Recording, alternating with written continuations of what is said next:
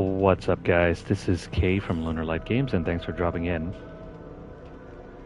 Hello and welcome to the channel. If you're new, make sure you guys hit that subscribe button, and that like button as well. Yeah, knew I shouldn't have eaten that sandwich, but yeah, sometimes getting tongue-tied after eating is a known issue. Anyways, let me see here. Let's go ahead and log in. And give me a sec here.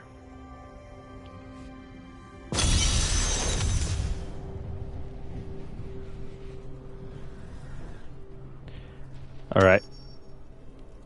We are back with more Diablo 3. Hope you guys are doing well on this Saturday night. Now, I haven't really been that focused on doing Season 29's season journey lately. I've just been busy with so many other things at the moment. But let's try to at least get the first 4 chapters done. And let's see. Yeah. Let's try at least get the first 4 chapters done, because I think the PTR for the next season is already underway. PTR as in the player test realm. They're already testing out the changes for, I think, Season 30. So I don't think we'll have much longer to play Season 29 anymore. Kinda stinks because last season, 28, lasted for so long, and Season 29, I think it's lasted just about as long as Diablo IV season. If a little bit. It's like maybe a couple weeks longer, but not by much. Okay, so let's see here.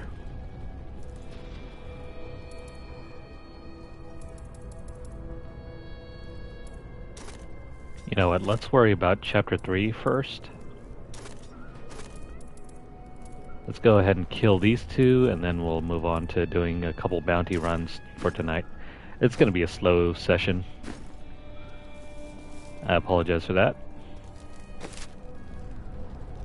But that's the way that these seasons go. Where is Urzael? Yeah, that's his wall. I'm looking for this one here.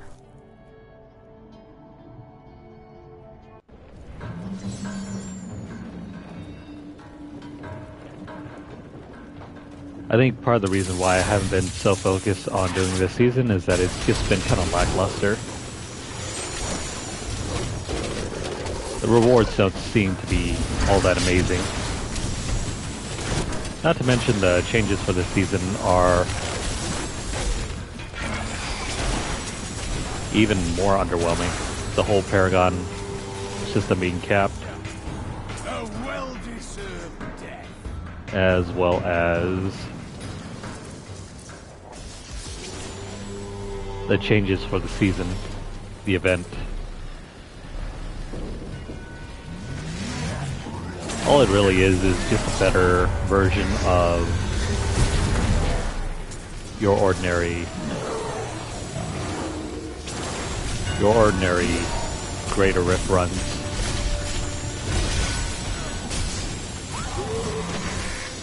It's like they took the regular Greater Rift, well, not Greater Rift, but the regular Nephilim Rift, and combined it with a Greater Rift. Now let's see, do we want this one? Yeah, we'll want this one.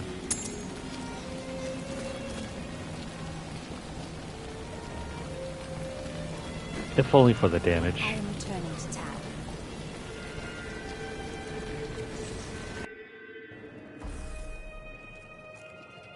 Alright, so this means that we have to do a little finagling with the gem.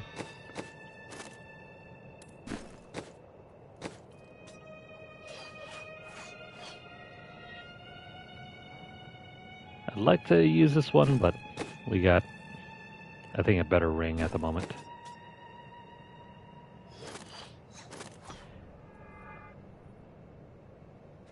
Okay, so let's throw this over here. Can our follower use this? No.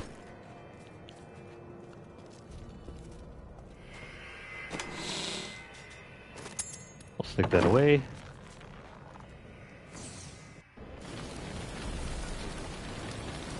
Alright, so time to find Urzael.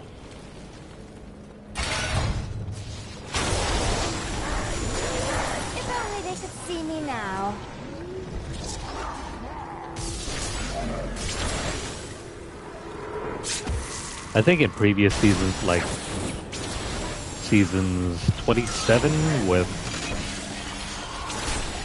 I'm forgetting whether it was season 26 or 27 where echoing nightmares were introduced. That one at least had somewhat of a point because it allowed you to bypass the whole situation where you had to level up your gems in order to upgrade your items even further. What was it? You could get a gem that would get you a free level 125 gem. So you could sacrifice that and upgrade your weapons and items with even higher stats. But with this new game mode, well, it's not really a mode, it's just a winding tunnel. Not really sure what the whole deal with that is for. See it like this. They're random. And they only offer increased loot drops.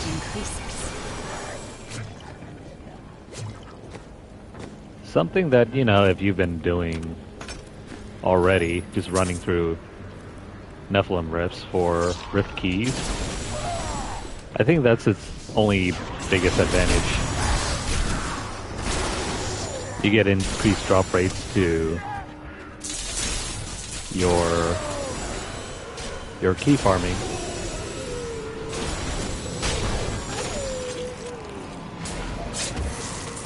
Which might be useful if you're going to play on a solo run, because solo is now an additional mode, I guess, for PC players. But solo mode has always been there for console players, so there's nothing new there. If you're lucky and you can find a good farming party, you could run Nephilim rifts all day. Which is kind of like what we did the last couple seasons.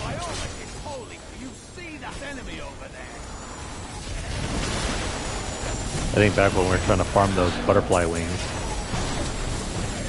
we got the help of a number of hackers, which helped us farming the rings that we needed to get into the vault.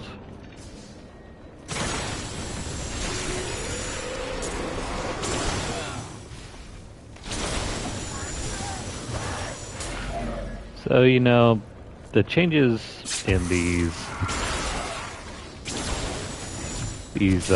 recent days haven't really done much for me. That's kind of the reason why I haven't been playing this with as much intensity as, say, Season 28, when we had the altar.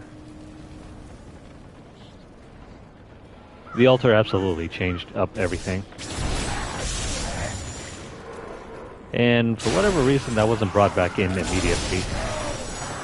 It's coming back in Season 30, but by that point, I mean, they're just recycling content. It's no longer going to be new any longer.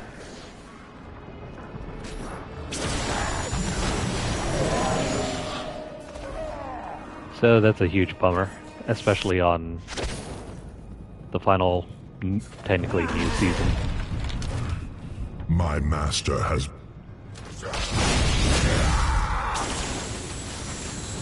Soon demons spawn like you will be gone forever. This guy seems to be resistant to fire damage. No one. It's alright though. We'll do what we can. The demon spawn!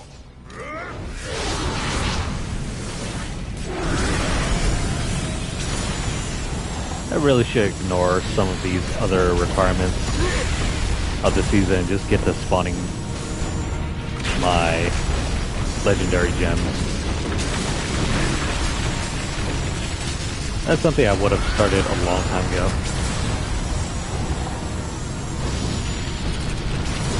But because I've been playing so many other games lately, we just haven't really been able to do that.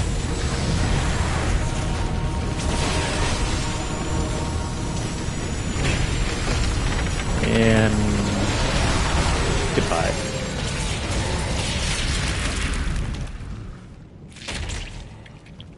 No treasure chest? Dang. Oh well. Let's see, who else is next? Oh, the Spider Queen.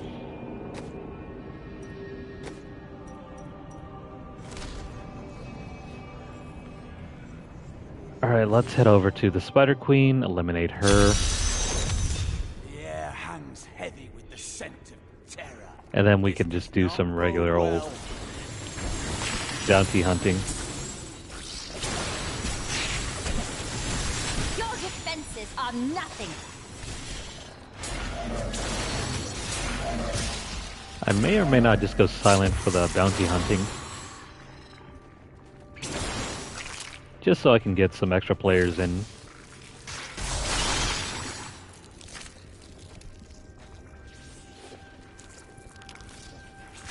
Unless, I don't know whether we should do all these things solo or not. Most of these tasks only up the playtime. They don't really up the difficulty, the challenge. These tasks are normally things you would do in the course of the season, or not just the season, but in the course of making a new character.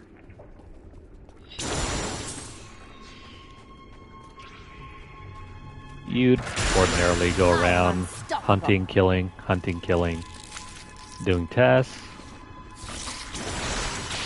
farming for loot, you know, all that fun stuff.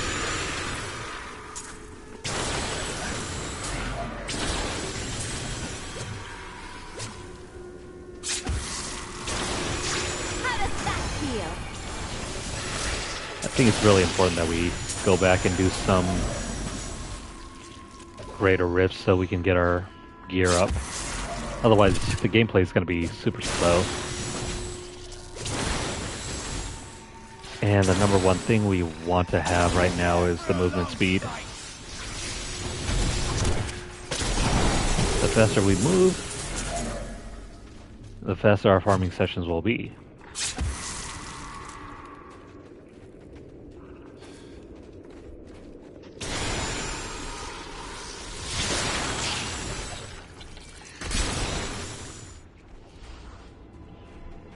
Also, I've seen some of the new changes for the PTR and some of the nerfs they're bringing to the altar.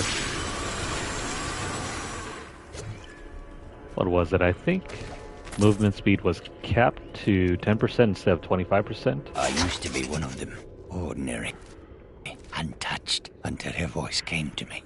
Then I knew how I must serve.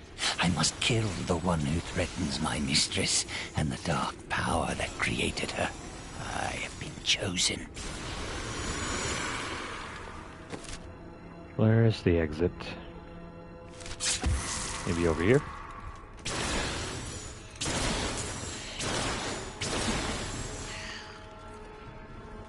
So yeah, a bunch of the nodes that were present in the altar last season, that entire thing is being brought back with some nerfs here and there.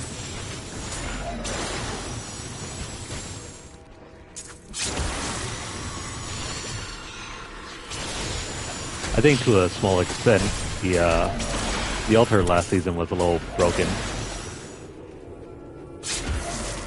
The XP gains, the movement speed, those, I think if you played for the long term and tried to push through the leaderboards, they probably would have gotten you to the max fairly quickly and put you right within range of some of the higher placements outside of, you know, the bots and everything. Which reminds me, I still need to look at the leaderboards this season, see if there are any bots still there. There probably are.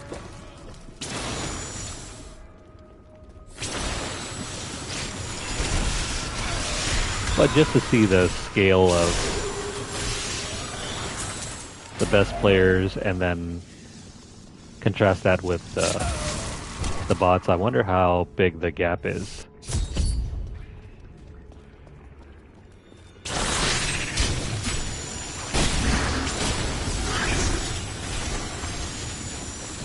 Now we're not going to get her in the first phase.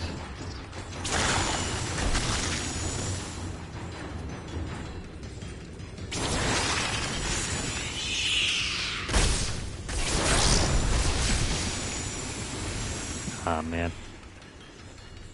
It's gonna take a little longer.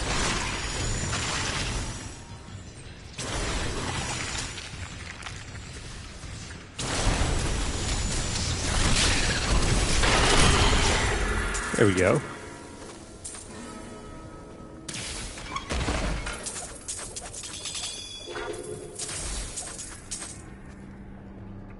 I need to go back. All right. So we can get back to farming bounty rewards.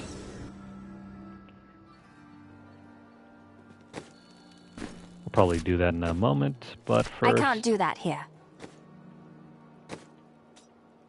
Sometimes I forget the controls on this game.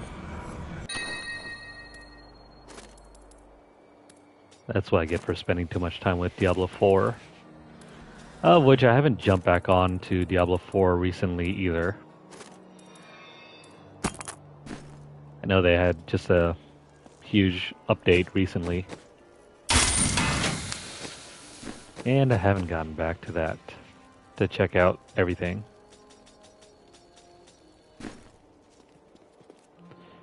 Alright, so no upgrades. Let's throw everything in here.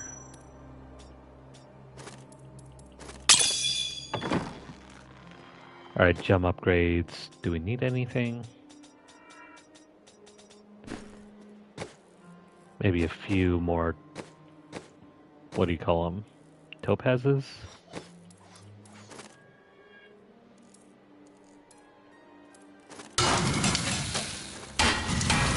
There's one.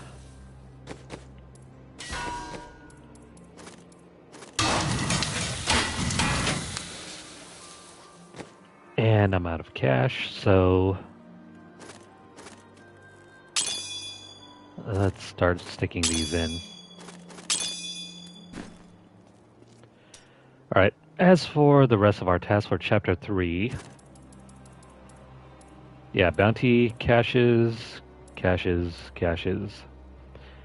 and extract a legendary power, which we will do after following the sequence.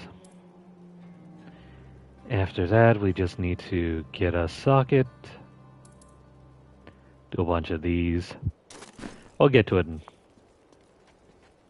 probably another more session or two. Let's start doing some greater rift runs. Now, what did we play last time? 13?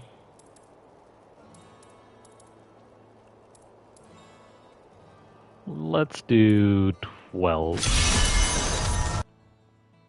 Enemies. We just need to be able to kill everything in 1 or 2 hits. Grab a couple rewards here and there, and then we'll figure out where to go from there. Bonus points if we can secure our build.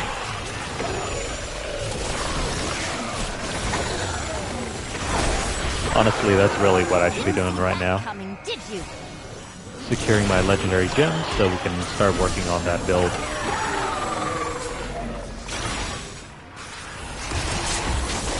If not, at the very least, we need the Legacy of Dreams gem. I am unstoppable.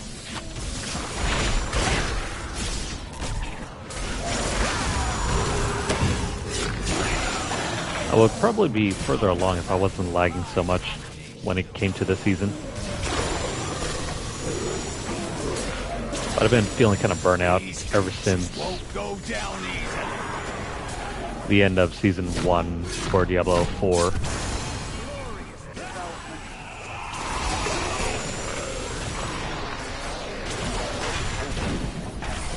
I mean, Diablo 4 Season 1 took a lot out of me.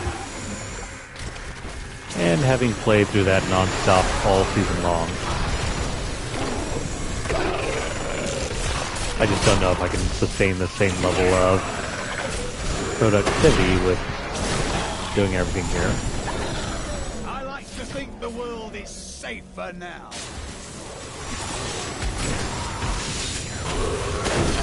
Plus, I like just being able to sit back with some music on.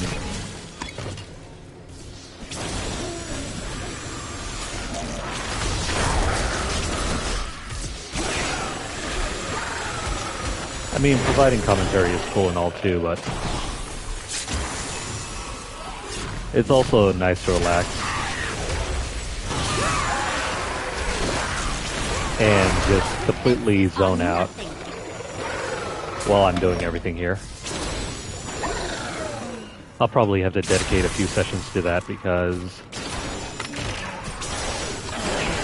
especially if we're if we're not working too closely with the objectives, we can probably zone out for a session and just work on our build. I am unstoppable. Because when it comes to working on the build, it's just non-stop repetition. Something that I'm not sure everyone is okay with watching. I mean, when you're playing, it's a different story, but when you're watching, Didn't see that coming, did you? repetition like this over and over again can get somewhat stale from a gameplay perspective.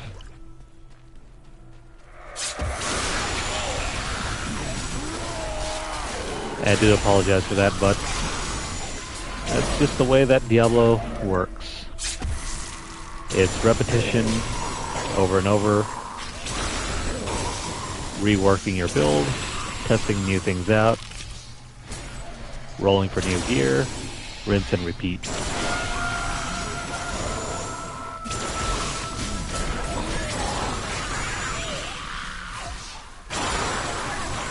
So much so that I'm still kind of surprised that my controllers are still working.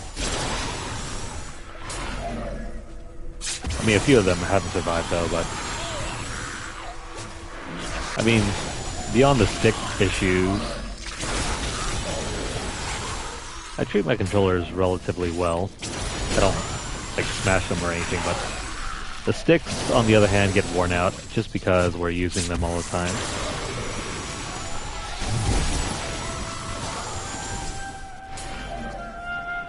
I just did a wrap up for True Trophies on their website, and it turns out the game that I've spent the most time playing this year was Diablo IV.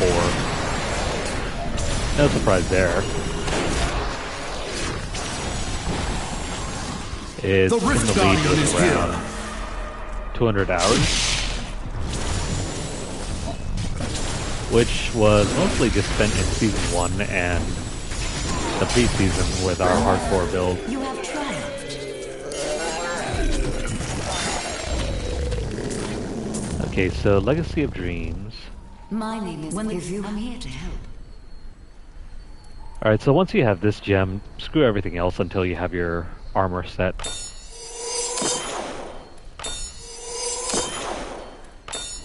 The Legacy of Dreams can carry you through basically, I think I want to say up to the first 70 returning to town. tiers of the Greater Rift. So you can farm up to what's equivalent to T16 in GR ranking with this gem alone. You're that Nicely done.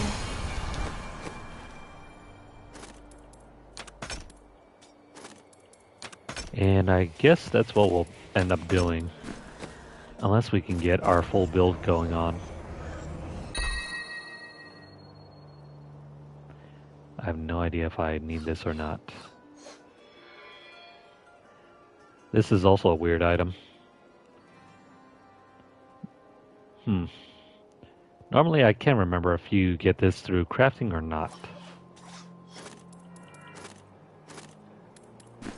Alright, since we don't have any...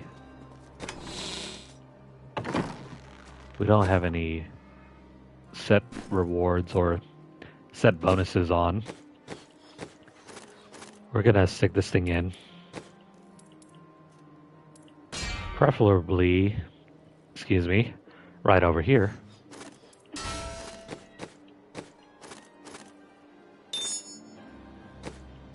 Alright, socket that thing in, and then this thing will go in here.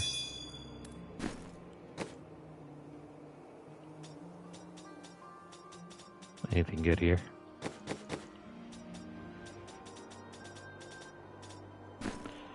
Nope, nothing really.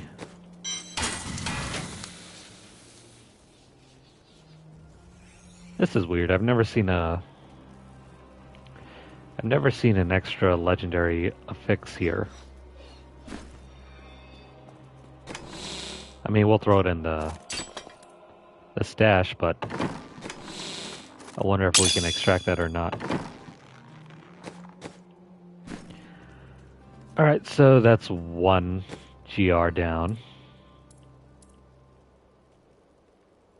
I mean, we can keep pushing it. Now that we have the Legacy of Dreams. Are you strong? Oh yeah. Everything's gonna melt before us. See what I mean about this thing allowing us to jump up the ranking? Once you have the yellow D, you can use that to carry you forward up to GR 70, 75 maybe. I am so good. I astound myself. You definitely won't get up to 100 without some massive improvements, but I mean, it's still possible. It just won't be efficient.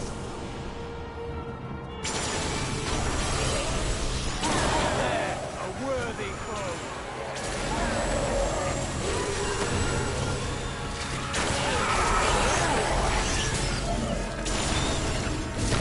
Completing these GR runs makes me really appreciate You dare attack me? the brevity of these dungeons. Because Nightmare Dungeons in Diablo 4, while they're good at boosting HP levels, or not HP levels, what am I thinking? XP levels. I'm just warming up.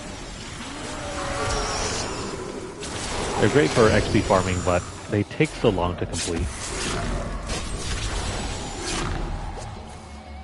I think a good solid run through a dungeon by yourself is around maybe 20 minutes or so.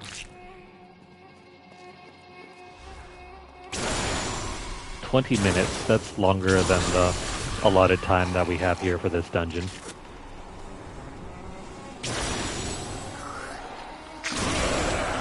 And a good runtime for a dungeon like this is around 5 minutes. Only they could see me now. So, dungeons are nearly quadruple the length, with less rewards to build up your power. Take that as you will.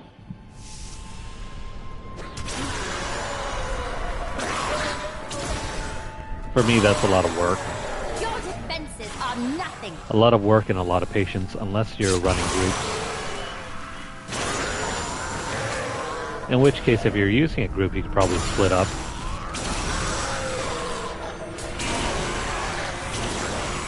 Not that it matters though, because if you want to get to the end, you still have to wait for everyone to catch up.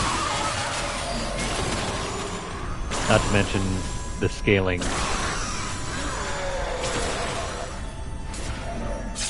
I think the previous time we were trying to run through the dungeon, the scaling kind of killed any momentum I had.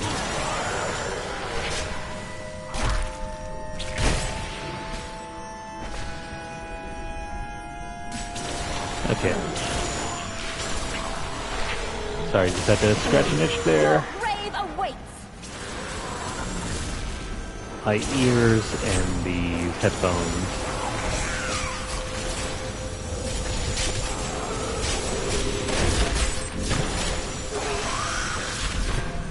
It's always a great idea to get a good fitting pair of headphones. How does that feel? Especially if you're going to be wearing them non-stop during these long sessions.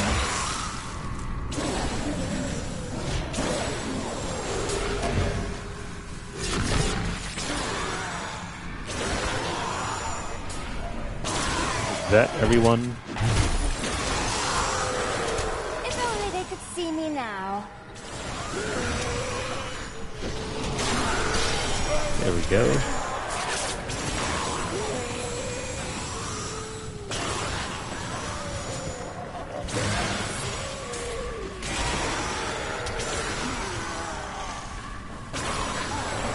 You know, it's funny, when I first started this channel, and we were doing these runs through Diablo 3, I never did put any commentary on any of these because, frankly, I thought for the passive watcher, they'd be kind of boring. But I just wanted to document my progress.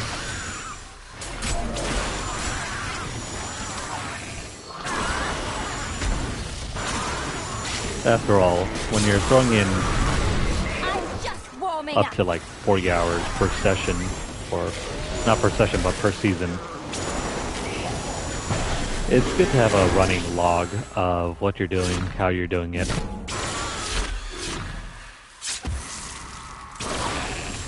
Perhaps not why you're doing it, but If only they could see me that's now. another issue solved by the addition of commentary.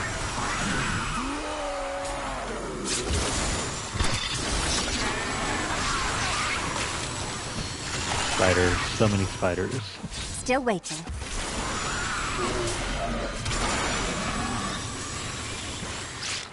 Can't wait until we get our armor set because this is slow going. I'm just warming up.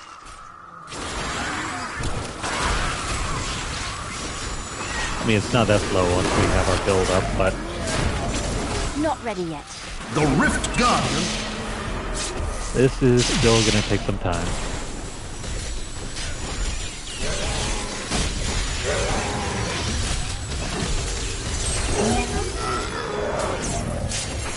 Did I never throw up all the... No, I didn't. Let's see what we can do. We don't need this one.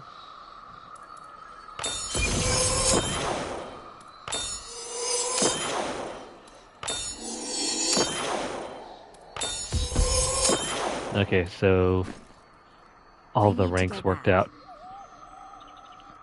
So I didn't throw on any of my buffs. Glorious diva. Is this the one I need? No. Instead, we'll throw everything there, throw everything here. Development.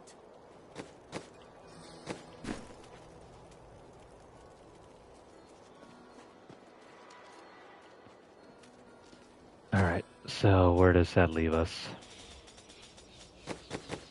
With nothing. Of course.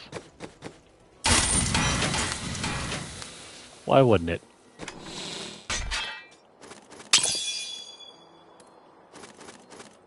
And we'll throw that gem away. Let's see what happens, shall we? We need to start rolling for our build items, so... I didn't even know I can't afford that. Nope, nothing good.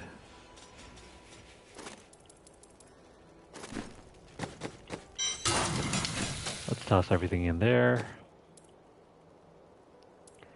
And we're just going to continue pushing upwards. Prove your... The light grows stronger within you. Thankfully, the process is not hard, it's just very time-consuming.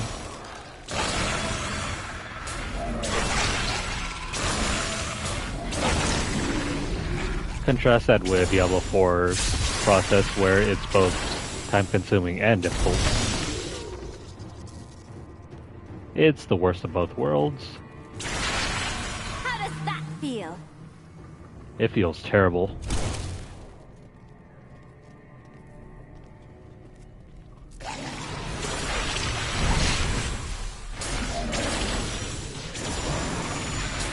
But yeah, with the season ending fairly soon, I'm going to try to get as much progress in.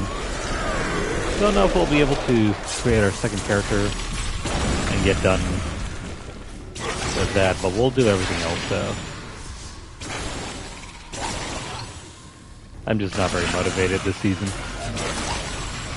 Our opponents may be strong, but I will not stand down. I am so good, I astound myself. There we go.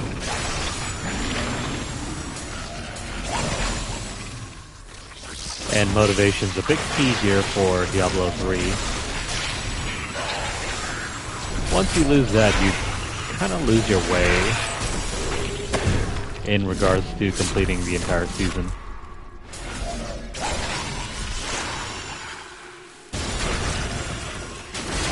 Lose your motivation, and you might as well do something else much more deserving of your time. If only they could see me now.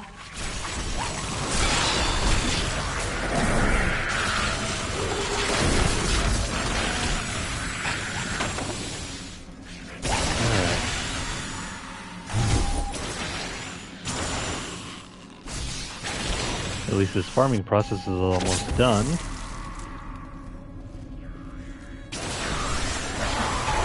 Your grave awaits. Take that, all of you.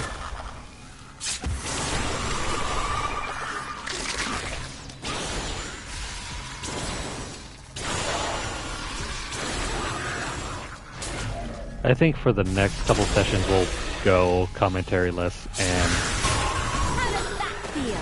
just try to concentrate on getting work done. Stories about that for a while. Because it feels like if I'm actively trying to concentrate here, I find that I get very bored.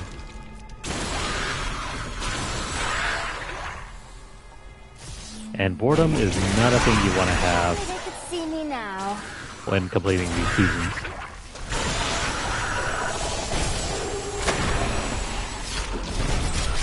There goes your entire reason for playing. I didn't think I could get any better. You dare attack me?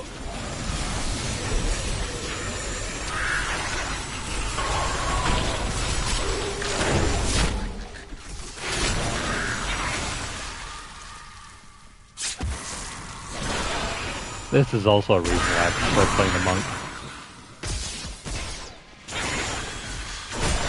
Either you can go full autopilot, or you can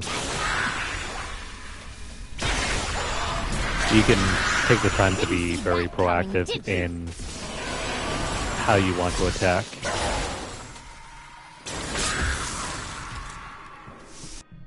It has the best of both worlds. Leona's monk set will allow you to just sit back, unwind, run around, let the game work for you.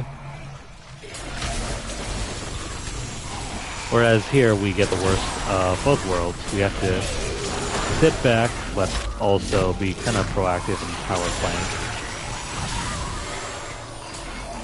Which means running and then just holding down the R button, sitting down, and then getting back up, running around.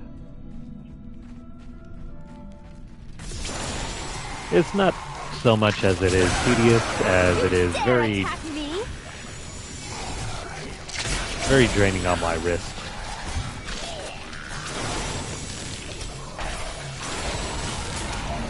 Because I have to actively use my trigger finger instead of my thumb to press the activation button.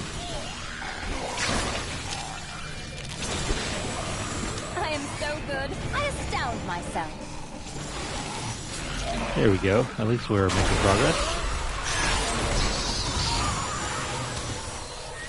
The Rift Guardian has found me.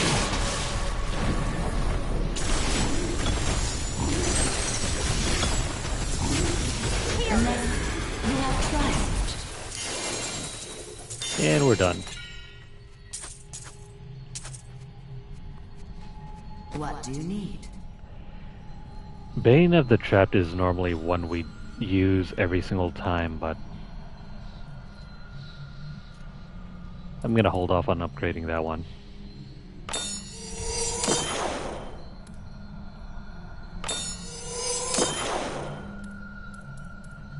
Well, it seems like we're left with no choice.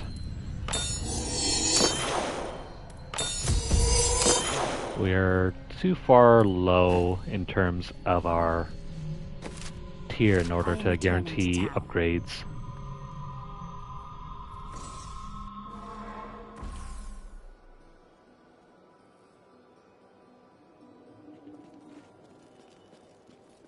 Your I become more powerful.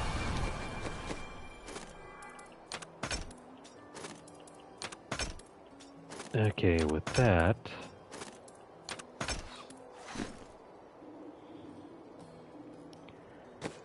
let's see here.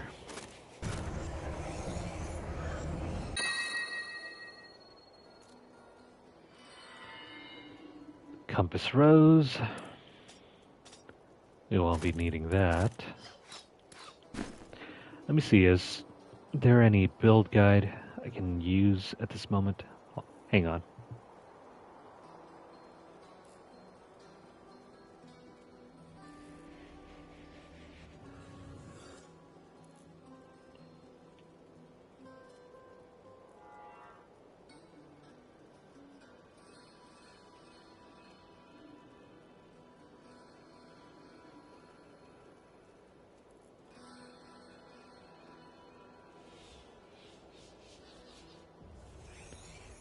Okay, so I'm looking at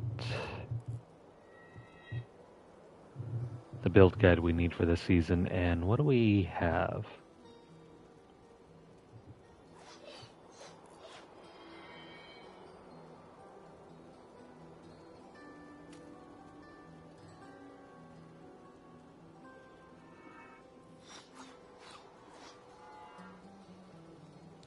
Oh yeah, weird. The Paragon system this season is absolutely capped. So that really stinks.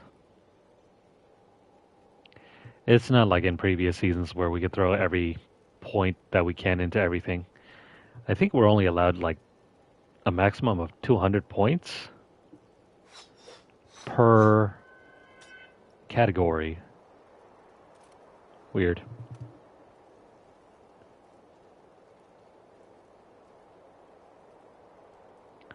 Yeah, no, that's kind of lame.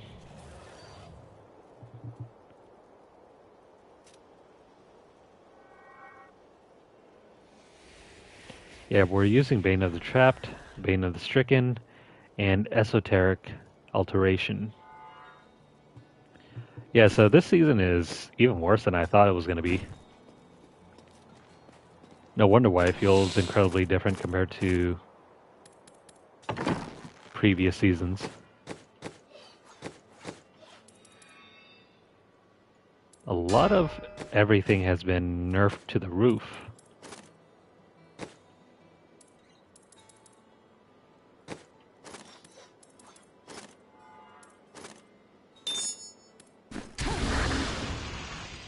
Okay, so I mean, we can use this, but I don't think we need that.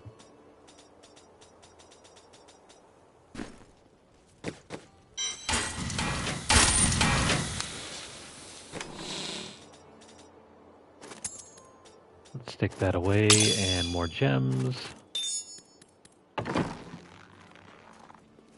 Hello there. Now, what items do we need?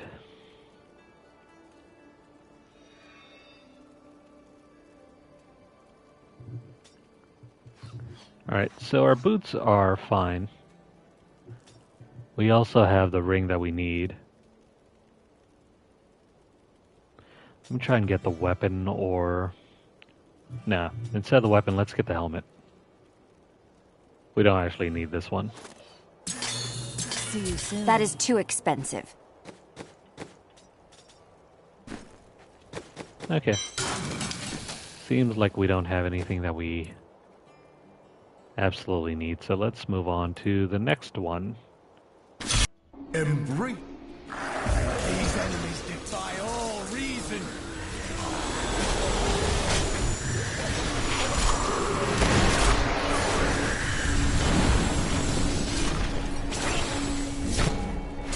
So yeah, that's strange. I thought this season would only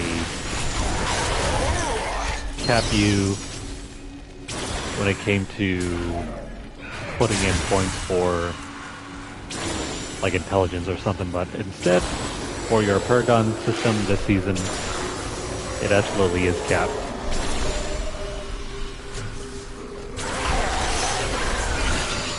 If only they could see me now.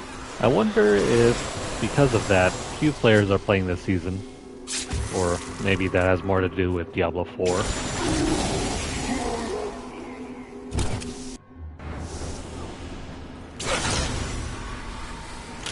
In terms of fun, this season is not that high. Your defenses are nothing.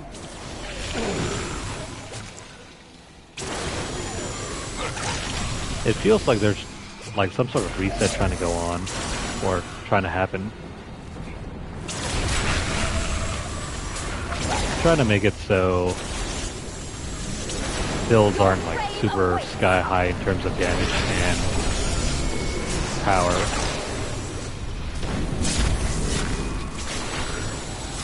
Which to me seems to be a step in the wrong direction.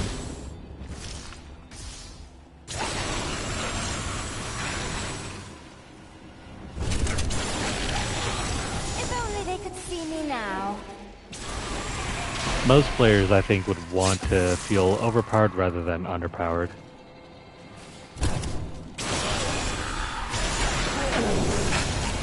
I mean, based on personal experience, that's the way I've always been drawn to games.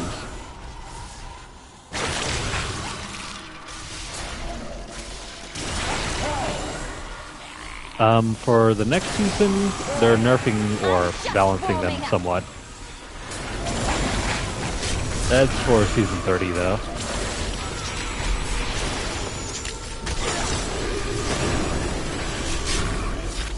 And even to a smaller extent, this season saw like somewhat a nerf to the Paragon system.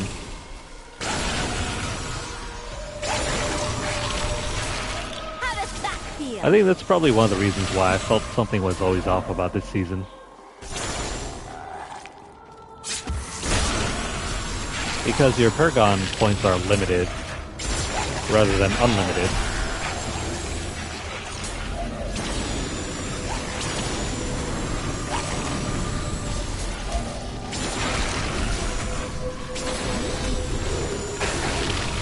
I mean, changes have always happened to Diablo 3. It's always a question of whether they go too far or not.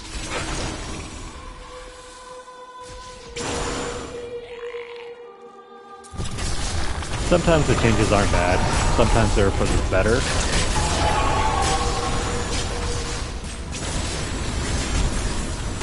But for this season, I think they wanted to really give a challenge to players.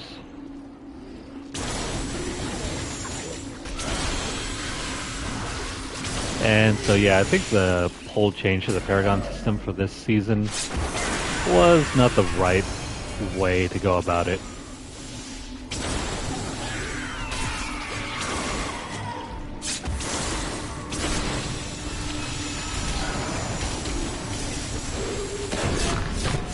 Ordinarily, I think I would be further along in terms of Paragon points, but If only they could see me because now. it's been capped, we haven't shot through the ranks like we have previously.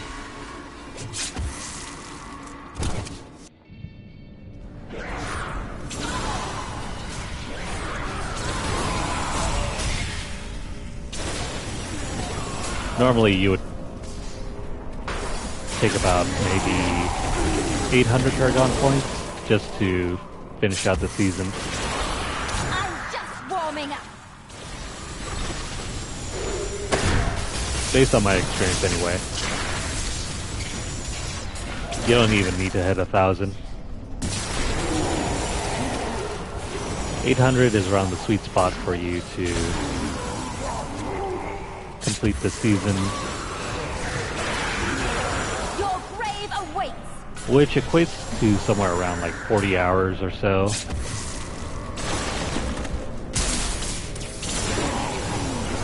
I mean, I can pull up my own playlist and stats and compare everything. But no, a good solid See me now. 2 weeks worth of gameplay is enough to The Rift complete Guardian has everything arrived. you need during the season's journey.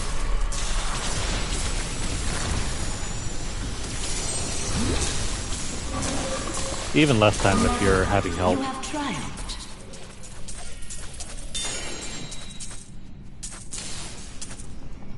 Yes.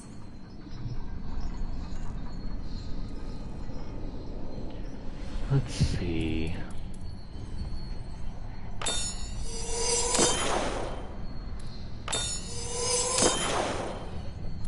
Alright, with that we'll switch over to this one.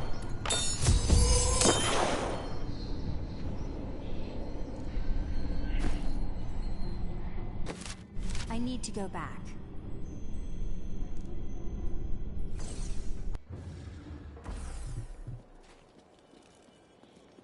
Well done. Glorious development. Yeah, typically I think by this point we would be double the amount of Paragon points.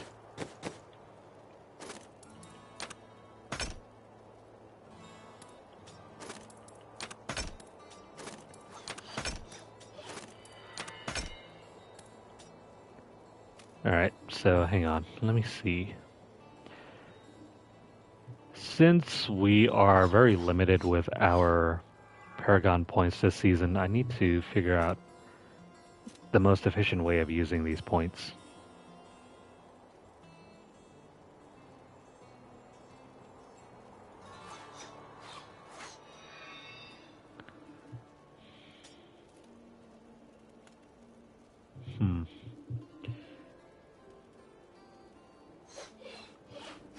I think for this one we need like a 1 to 10 scale,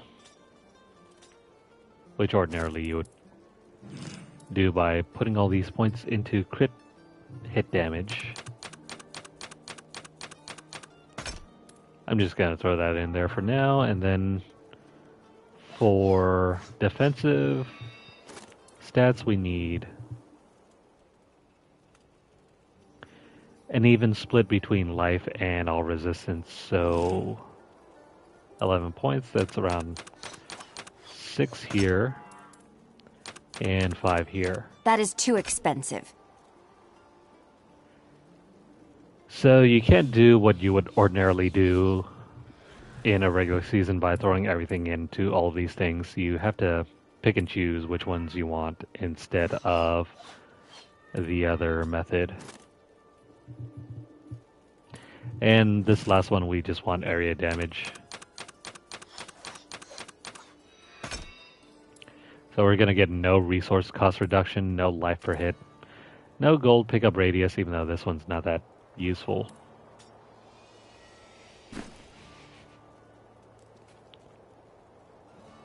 And that's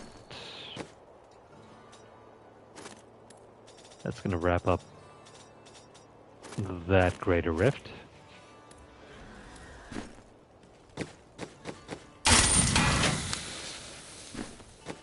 I still have no good items.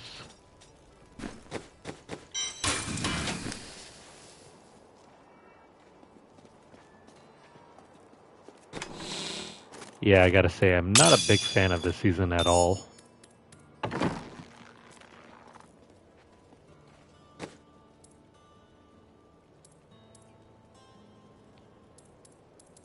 And we still gotta keep pushing up this thing. Many Nephilim. Anywho. That's just our luck this season.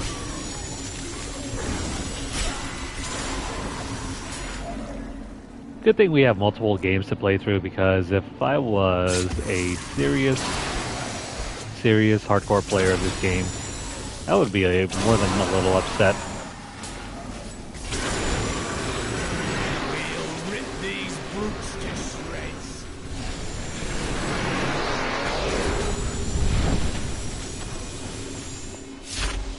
I mean, I still play this probably more than your average player.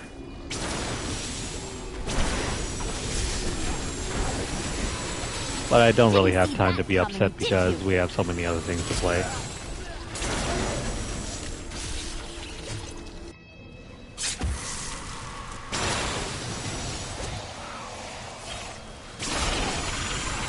I return to this game often because I just love the way it feels. If my old masters could see me now. Your grave awaits! Not because I have any lasting loyalty to Blizzard or anything.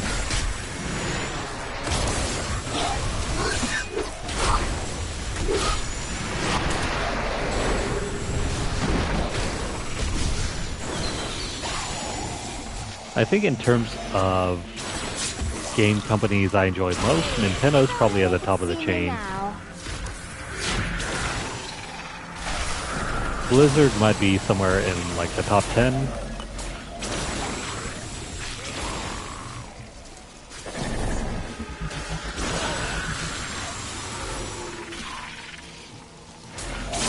Oh yeah. How does that feel?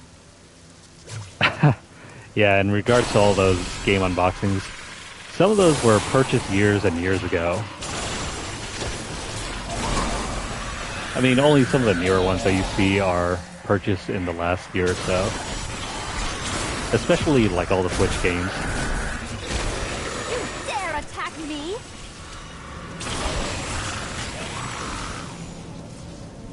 It's just too bad about all the Switch games that I unboxed. I can't stream any of it because I don't have a setup for it. So while I do get to play them... Oh, both. I do both. I both collect them and play them. I'm just warming up. Though lately I've been having to scale that back because I just don't have the room for it. Which is also another reason why you don't see very many PlayStation 4 unboxing games. I think right around when I got my PS4, I was still working on my PlayStation 3 library. And it was just so much easier to get everything on PS4 and then have a backup copy. How does that feel? But no, I do eventually plan to play every single one of them.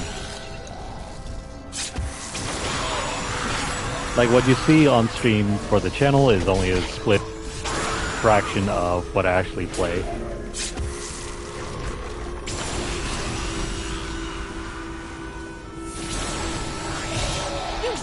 Some of those games I don't really play to completion.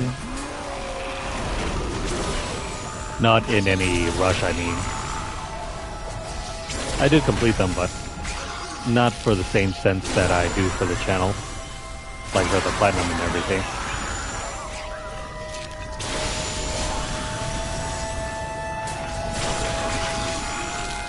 Sometimes I just beat them and then move on.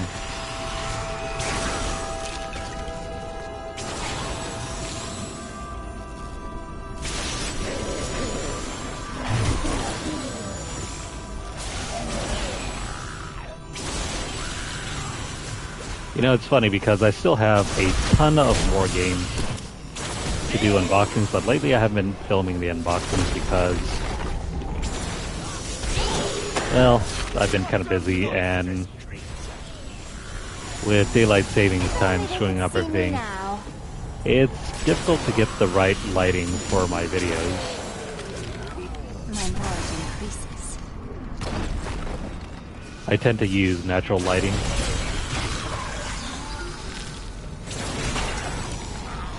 And it is very cloudy lately.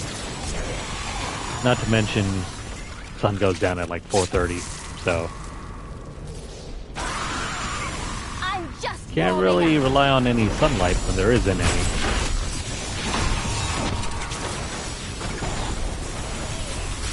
The Rift Guardian has found you. I need healing. Need more time.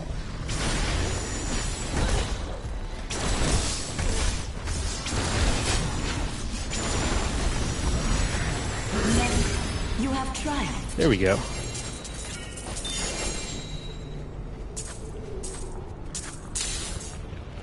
Hello. We don't use that one, so we're gonna ignore that.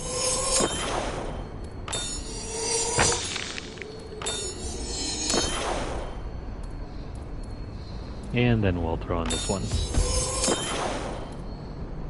I am returning to town. That's cool. It's always nice to get your money's worth with games that have lots of replayability.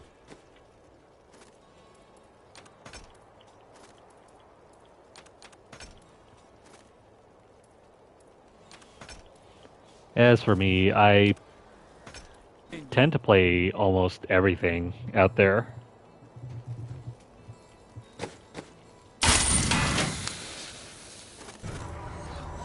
What have we got here? That's not something that we need. Like, I'll play everything from JRPGs down to Mario games, racing games. Oh, why is that?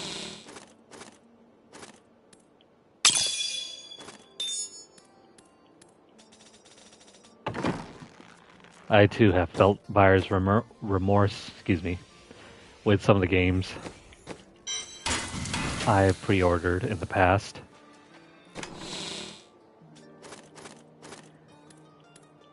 Doesn't happen that often though, but when it does, it's frustrating. Are you ready? See you soon. Alright, so we need that Notebook Twilight. That is too expensive. There we go.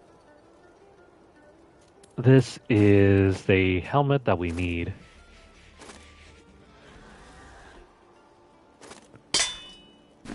Alright, so we're taking out the Tal Rasha's helmet.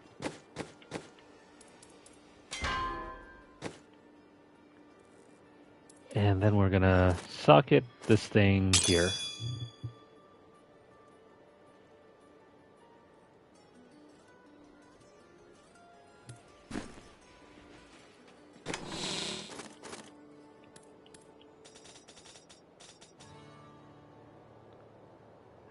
I see.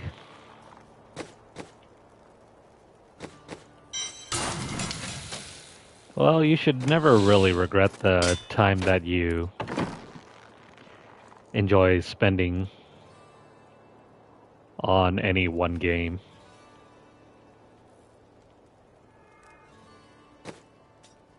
Because there are some games out there, what the heck, this helmet is not great. There are some games out there that like the Assassin's Creed games, like I've enjoyed playing them, but they're mostly sort of like a one and done affair.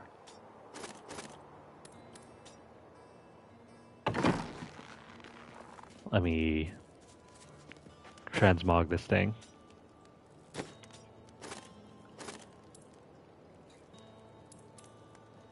The helmets are not that great in this game. And some of them, like this one, look out of place.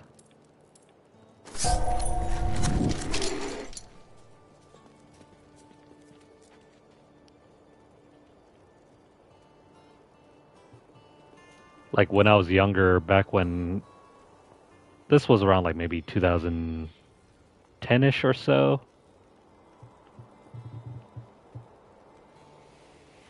Oh, really? Yeah, with no New Game Plus, that's a big bummer. But yeah, back around 2010 or so, back when the Assassin's Creed games first came out, I played through Assassin's Creed 2. Great game. Assassin's Creed Brotherhood, even better. And then by the third one, what was it, Assassin's Creed Revelations, I played through that one and then I was feeling kind of burnt out. And I just realized that those games, I spent like $60 worth on them. And I only spent like 2 months playing through them and then never touched them directly after that.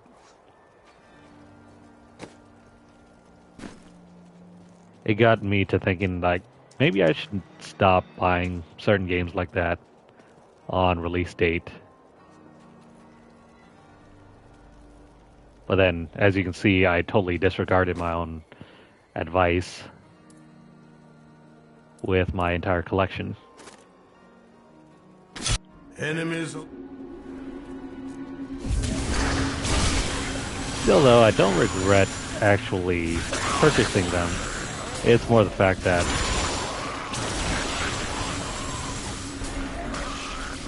it's almost like, you know, an opportunity cost.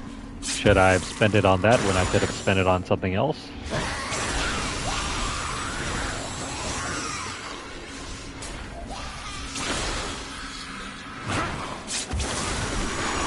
I am unstoppable. But, you know, you get older, you learn from your lessons, or not.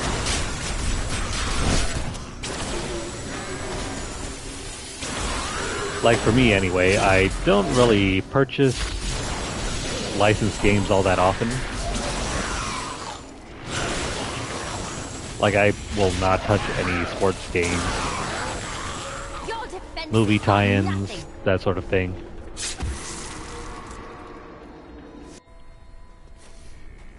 Comic book games are probably like the sole exception, but then they also have to be relatively noteworthy for me to purchase them. Your Kind of like grave Spider-Man. awaits.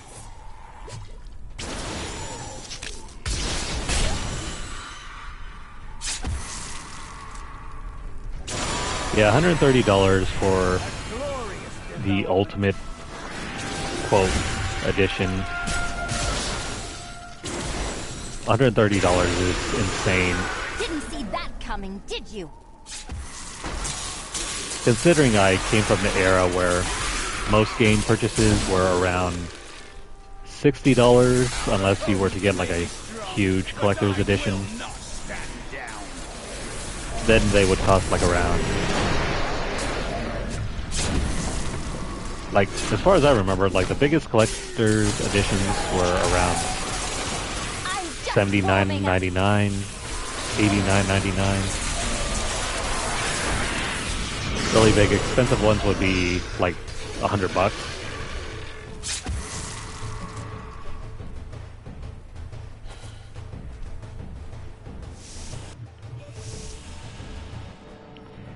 Is it really worth it? Well, that's only an answer you can answer yourself. As for me, I don't really care much for Avatar. I saw the movie when I was like a freshman in college, like when I was 18 or 19. If only they could see me now. It didn't really, you know, grab me as, say, some other movies at the time.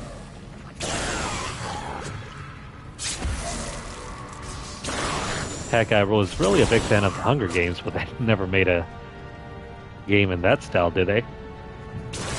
I'm kidding, though. I guess you can say PUBG and everything nowadays is technically the Hunger Games.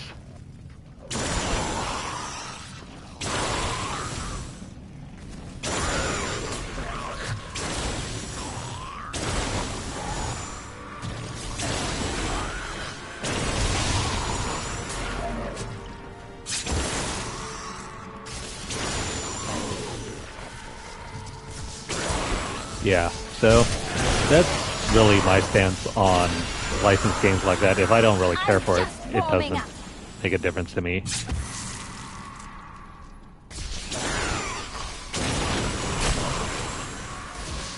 Sports games, like I don't even touch the usual NFL, NBA type of game. JRPGs, though, have always been my weak spot, so I tend to pay quite a high price for some of those. And also Nintendo games, because they never seem to come down in price.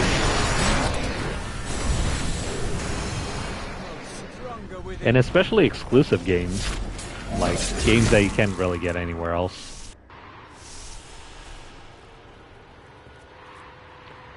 That would include all your Nintendo first-party games,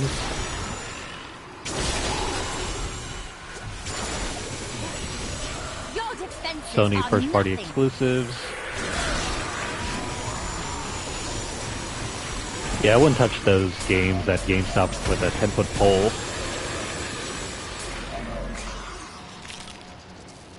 And plus, it's all that you'll ever find at like a second-hand used store or something. Or even a flea market. Didn't see that coming, did you?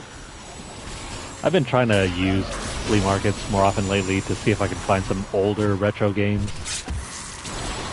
Like from the SNES era.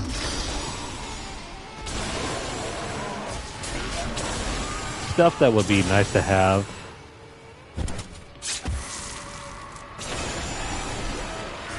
But yeah, sports games, licensed games, I don't touch.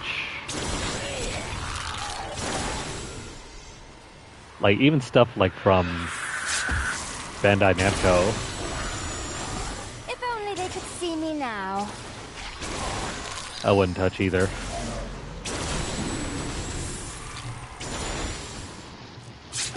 Yeah, so getting the games like No Man's Sky for $16 I think is a wonderful deal. Considering how much support they've given that game over the years. Not ready yet.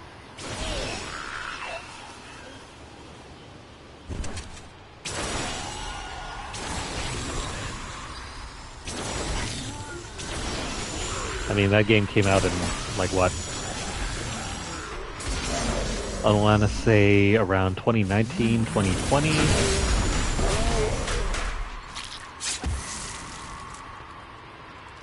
most games like that would probably get close to about a year or two's worth of support and then get dropped off. The Rift Guardian has arrived.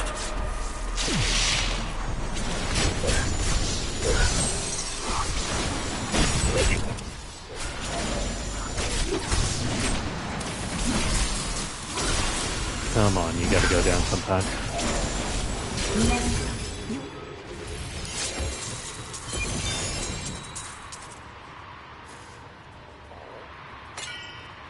Oh, you mean like the terms of service for Bandai Namco games? Let's see what Usually that has something to do with how you're using the content. Like some games will restrict you from streaming it, from copying it. Also whether it has online content. That sort of deal.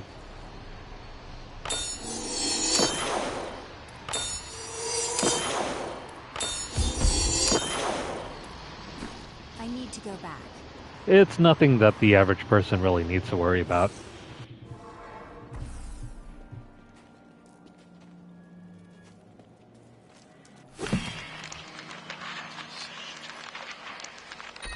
I mean, unless you're actively streaming their games, that might be a fair reason to be concerned.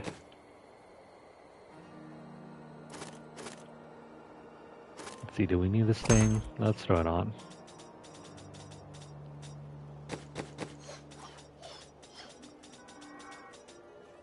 This will help. Then again, I've never been a big fan of Bandai Namco games. They do a lot of licensed content, specifically like Naruto games and other anime licensed games.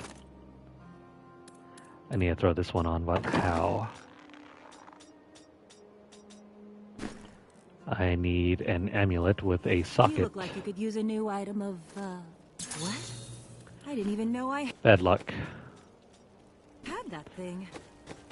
Though I think the only game series I like from Bandai Namco are going to be Tekken and the Tales of series. Everything else that they produce, I just don't pay attention to.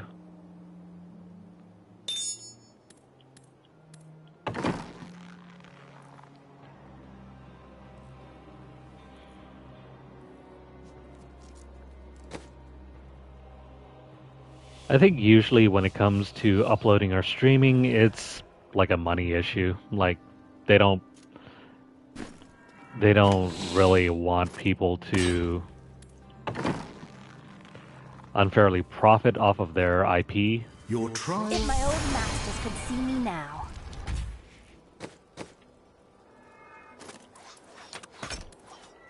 Or maybe, you know, some other players could probably use their content in a way to disparage them. That sort of deal.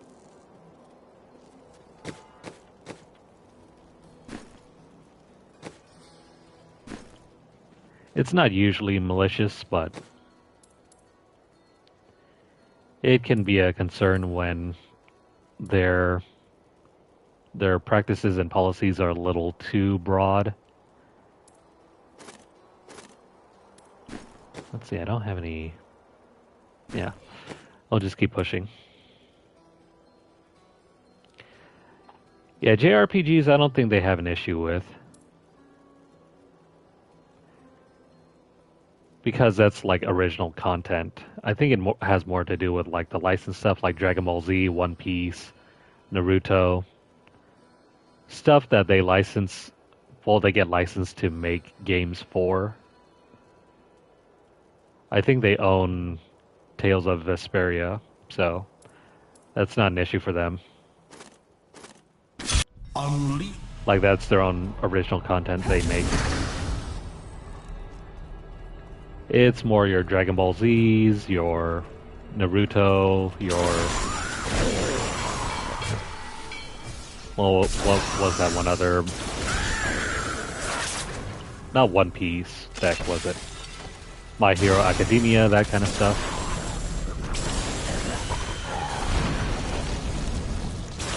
Let's see, there was also another game. JoJo's Bizarre Adventure. I'm just warming up. All the latest One Piece games. Those types of games, like the content license holders, they will have an issue if you like use their license content in bad ways.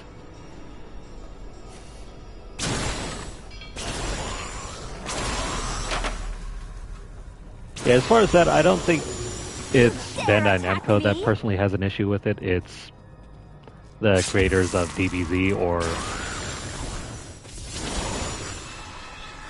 I forget what company currently owns DBZ.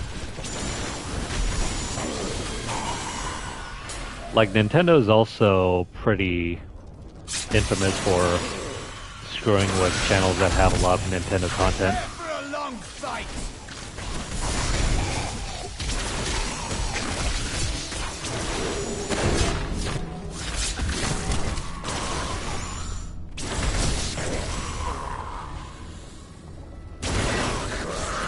Like, Nintendo will absolutely take down...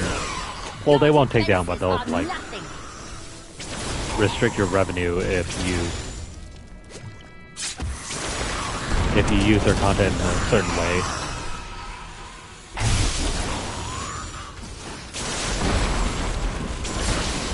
That's why people, like, a few years ago absolutely had an issue with Nintendo and the way that some Nintendo-focused channels were profiting off of Nintendo content.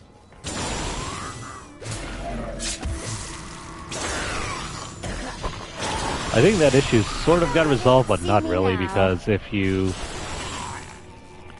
do happen to be overly critical or use content in a negative way, or even in some cases, like if you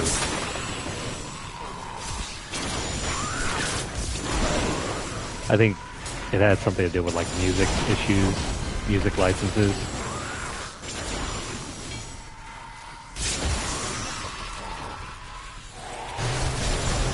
Yeah, no, don't get me wrong. Nintendo can make some very great games. It's just that the business side of things, they're very protective of their content.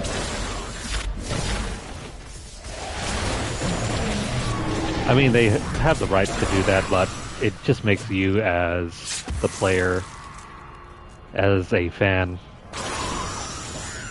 it makes it really hard for you to share your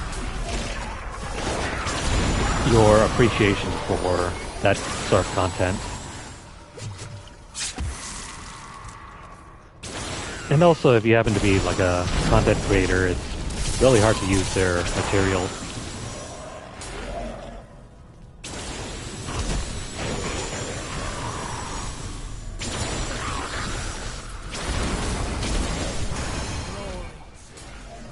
Yeah, some players won't even touch Nintendo games on their streams or channels unless they're big enough to the point where they actually have some way to, you know, fight back against those kind of issues.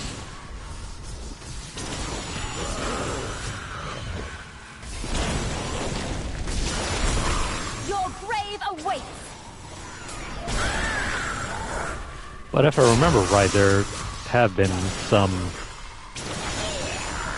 like, revenue sharing agreements put out so that if you do want to do Nintendo related content, it's not as bad as it used to be.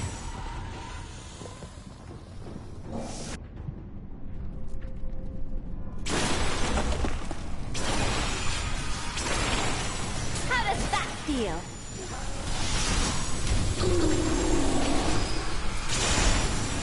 Yeah, YouTube's system is still really restrictive. And it's gotten even worse in recent years.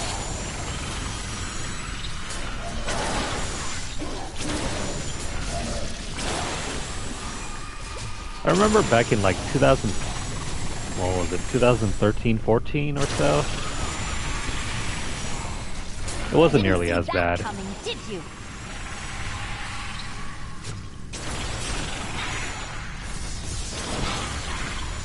Then again, I never did upload any like strict gameplay stuff in those years. I don't think I got into uploading gameplay until around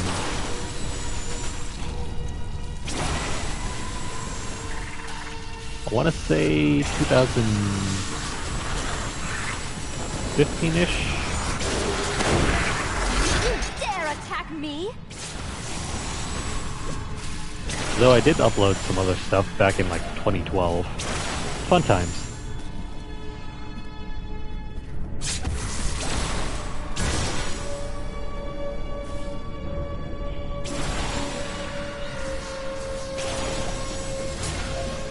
Did they bring like a copyright strike against you?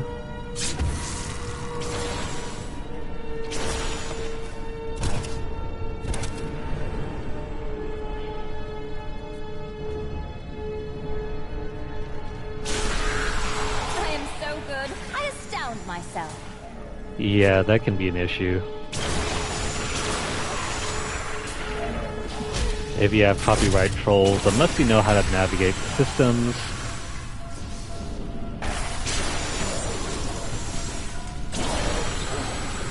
it can be really crappy.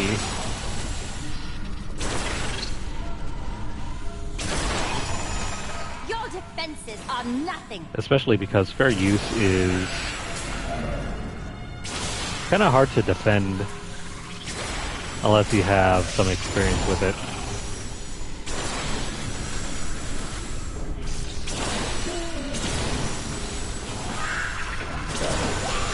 Your grave awaits. My knowledge increases.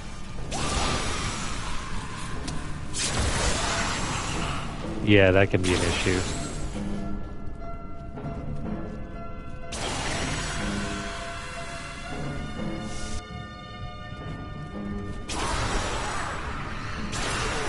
You dare attack me? Yeah, that sounds terrible. Personally, I've never had that issue in the last like 2 years since I started this channel. I could definitely understand where you're coming from.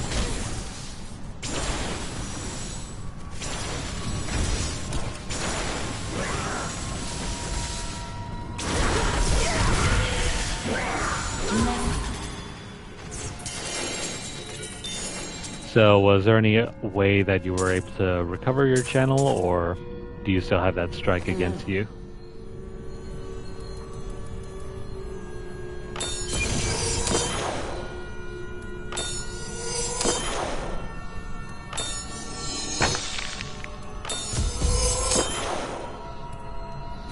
I am returning. Alright, to town. level 17.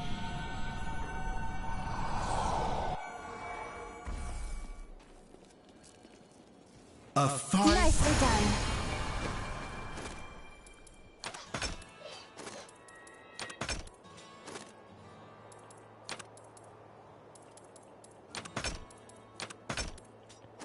Looking good so far.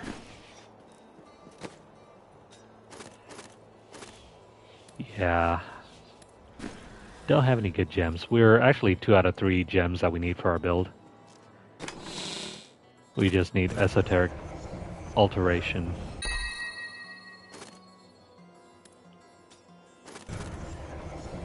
Is this the one that we want?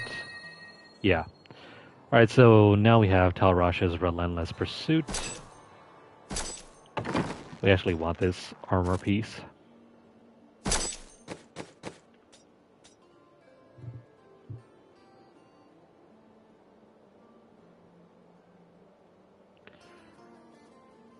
That's cool.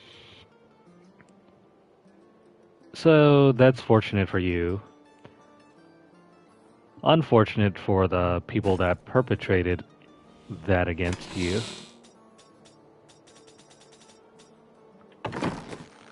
Let's see.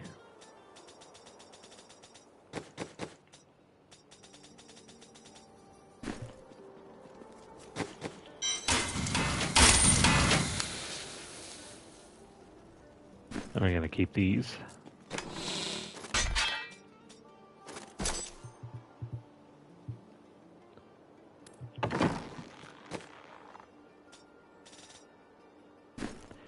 And I think the gems, hang on.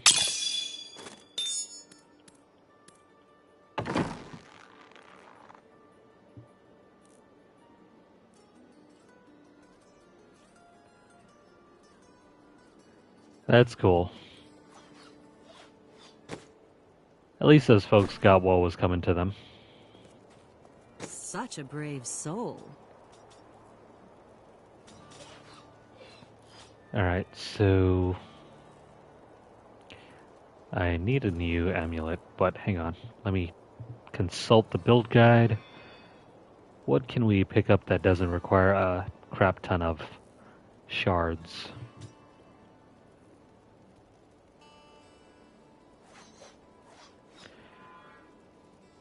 All the items that we need right now do cost a lot.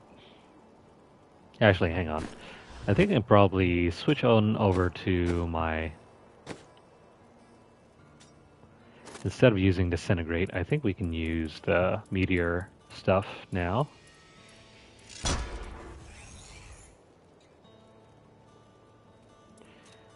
don't know if I want to use Star Pact. The one I'm looking at focuses on Star Pact.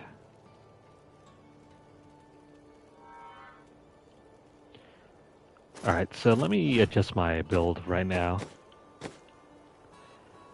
We want Spectral Blades with Ice Blades.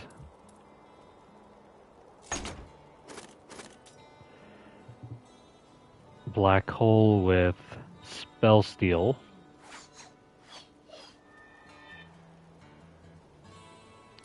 So we're not using this one.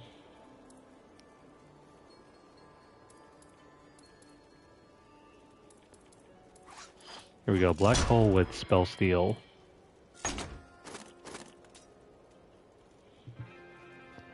Teleport has Safe Passage.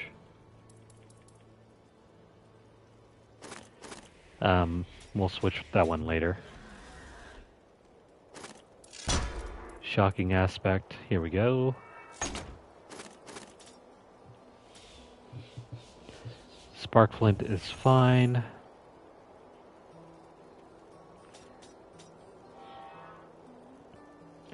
And this is the one that we need to switch out for.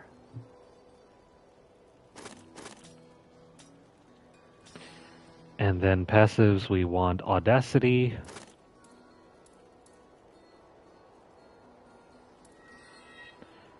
Where is Audacity? There we go. Audacity, Arcane Dynamo.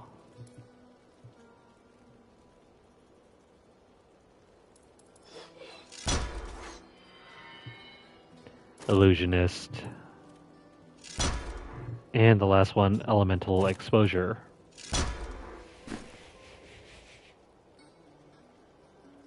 This is going to make for a weird time. I've never used this build.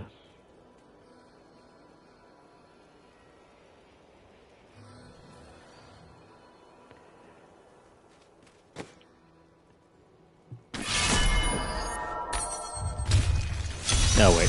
Hang on. Click the wrong one. Yeah, it sucks to be that young and have other people online on YouTube bully you like that.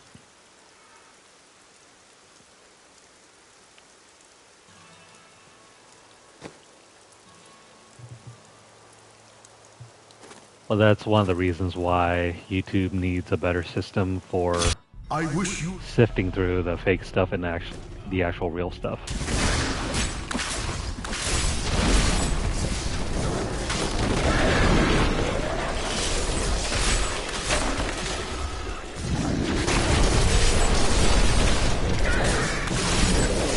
Okay, so this is a weird build, but We'll roll with it.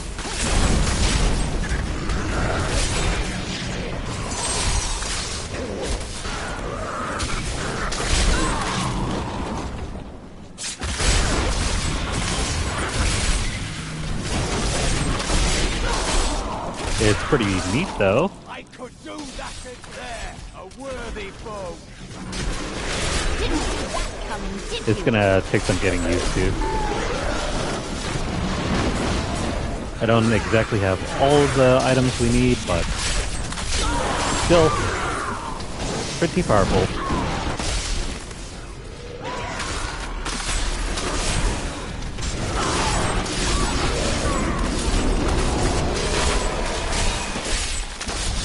I think the ordinary build for this is to use the other meteor, which I think is with the ice one. I see.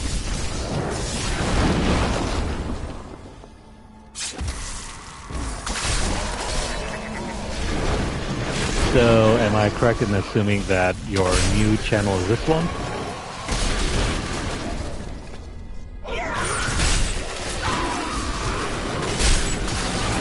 I am so good. I astound myself. Okay, so it seems that we're supposed to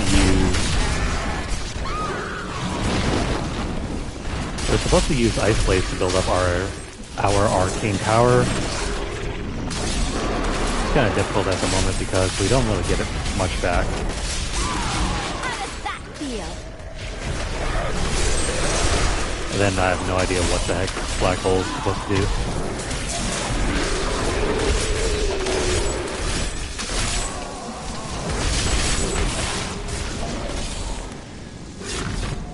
What a monstrous creature.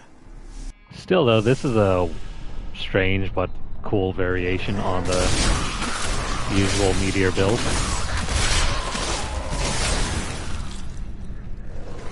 I'll have to look on Maxwell GG to see if there's any more information. The one I'm currently using is on Icy Veins, so I think this is a trickier build, but it's much more powerful. You can't just spam meteors.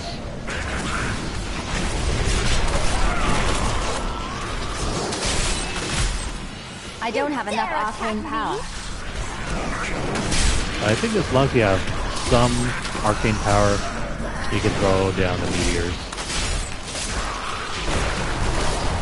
Kind of like that.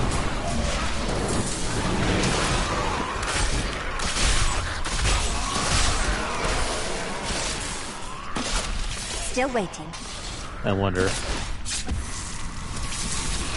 I think the reason why we build our character this way is so we can alternate through the 4 or 5 elements and get the increased buff.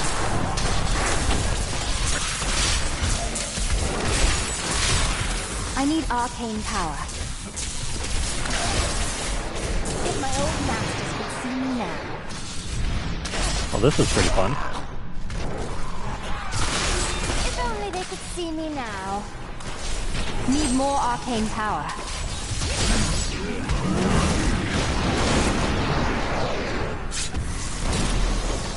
Alright. So we haven't gotten the full set bonus, Your defenses are nothing. but what we're using right now is still pretty good. I need arcane power. I think what the set build really improves upon is meter management.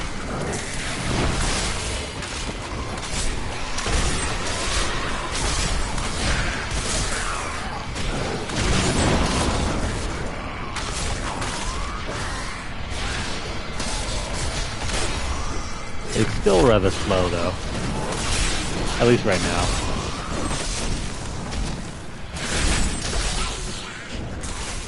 Plus, it doesn't seem like we can charge our meter to the maximum.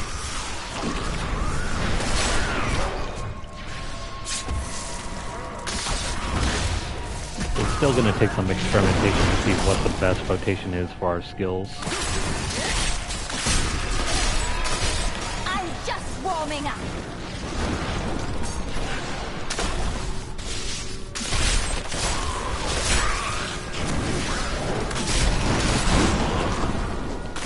Still, the gameplay is pretty at least.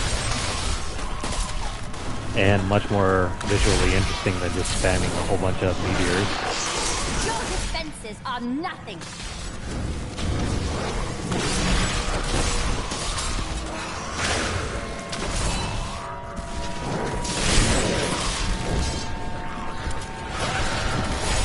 I think the right way is up here.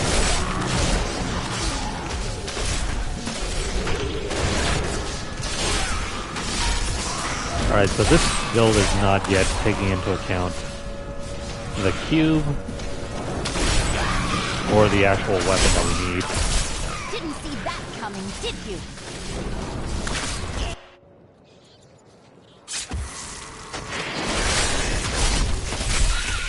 Still, with only 3 or 4 items, this build is coming along nicely.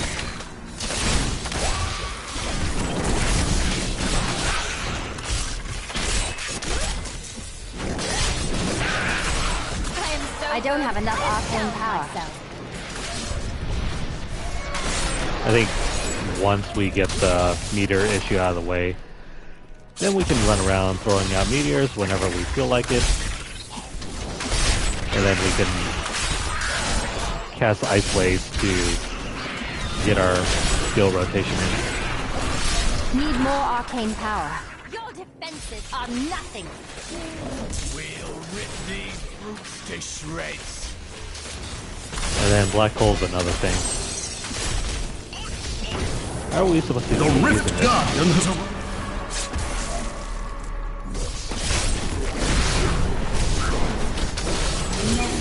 You have Cool. Still took us 8 minutes to mining complete is though. when the you have what do you need? Moratorium, we don't need that.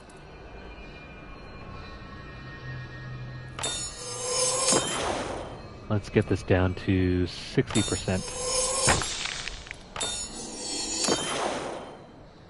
Nice. And then Bane of the Trapped. I need to go back. Okay, we're making decent progress here.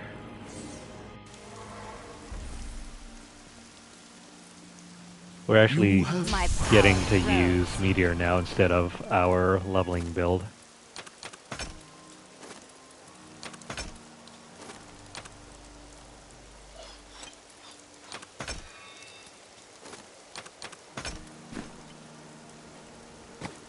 If we weren't playing Diablo right now, I think I would probably get back to Borderlands.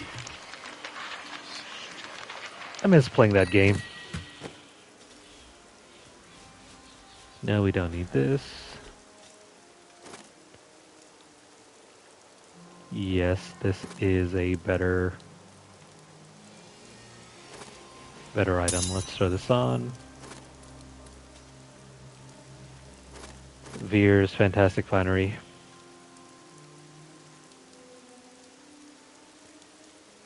I think this one's better. Hang on. Let me remove these gems here and then compare. It's better.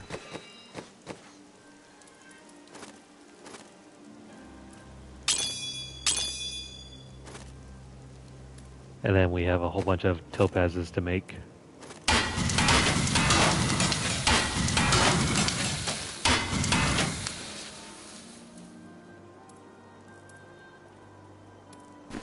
Not exactly.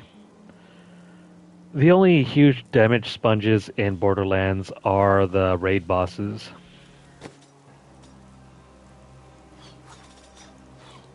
Nearly everything in the game you can tackle solo, or barring that, it's very easy to drop into multiplayer or co-op.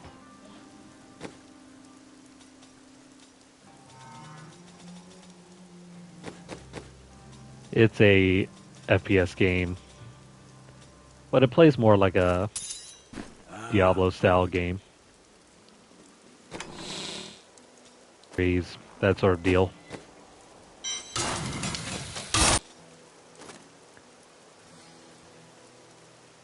In almost every way, it's just Diablo, but as a first-person shooter.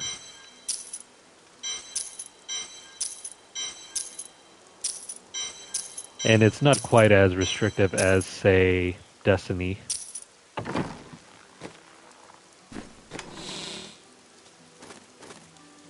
Destiny tries to be like what Borderlands is, but they're always adjusting everything to balance out all of the guns and whatnot.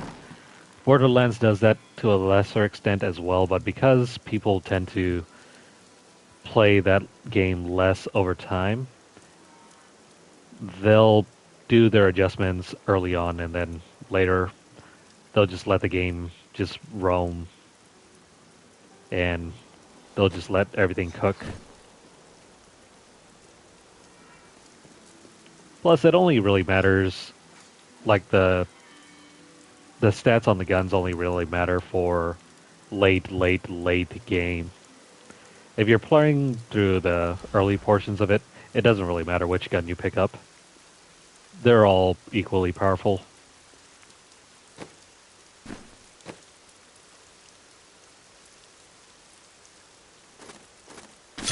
Many enough. Though the only game I really had an issue with was, I think, Borderlands 2.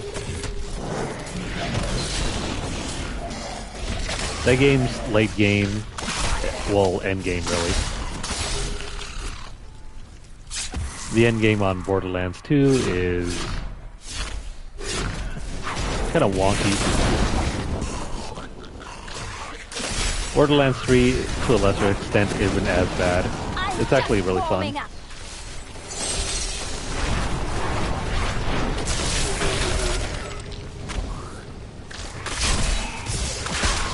And then I haven't really played the Tiny Tina's thing.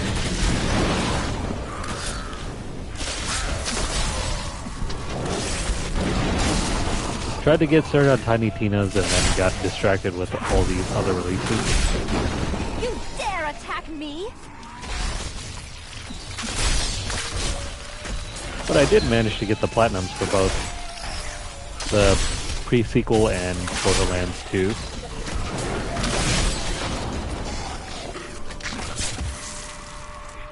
Those were some pretty productive summer months back in like 2021.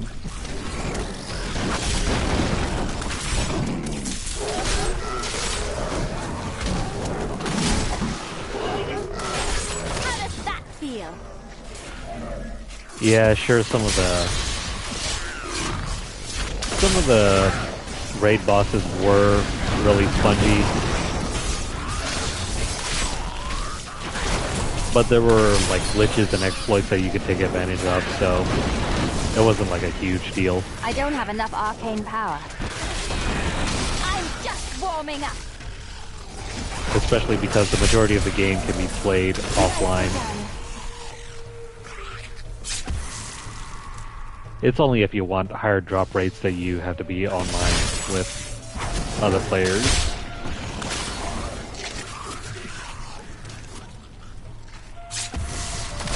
But if you don't care for drop rates, you can play it offline, and you'll still have a great time.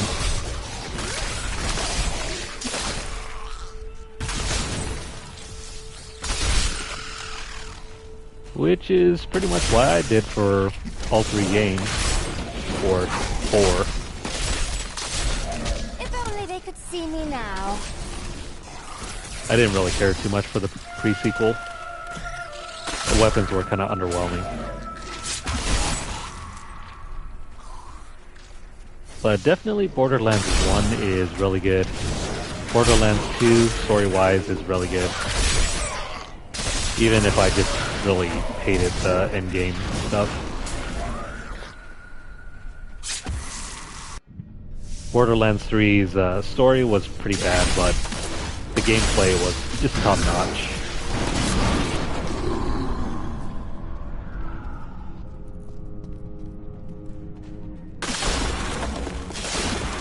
Like, it gave so much impact to guns that previously weren't that great.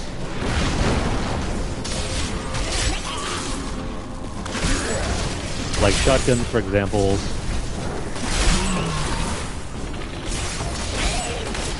You know, they were just multi-spread weapons in Borderlands 1 and 2, but then with Borderlands 3, shotguns can literally blast away enemies. Like, they'll just start flying if you start using shotguns.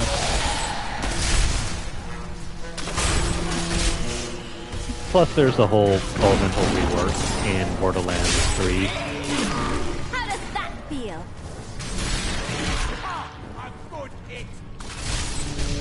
Which I feel is better than Borderlands 2.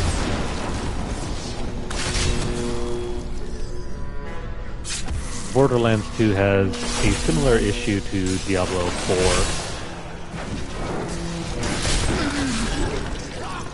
where in order to defeat certain enemies, you really need to inflict like poison or something in order to even move the needle. The needle that is health pools. I need arcane power. Alright, so we're making a lot of progress here.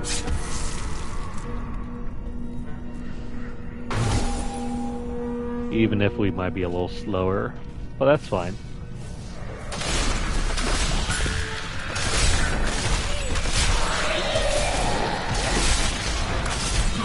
Didn't see that coming, did you?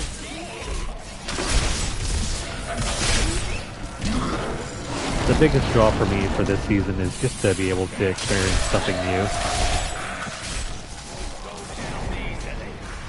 And the Star-Packed Meteor build is definitely one I've never used. So in that regard, mission accomplished.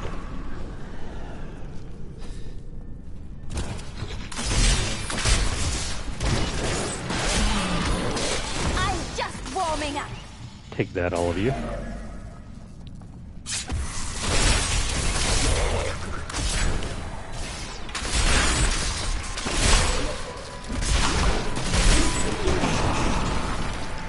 Alright, so I think I'm gonna finish up this session with maybe one more run and then I astound myself. I think I'm gonna quickly switch on over to something else for another hour for the night.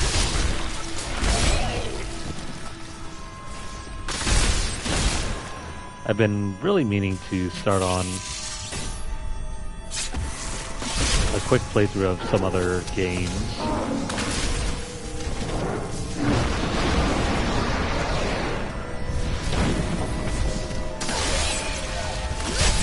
Got these here, and then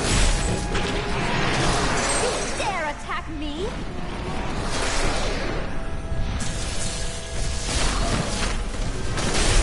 one enemies get out of the way.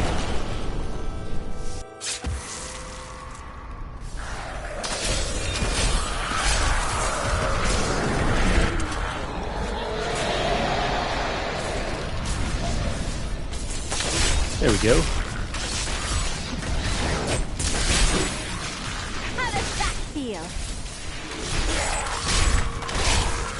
The Rift Guardian is here.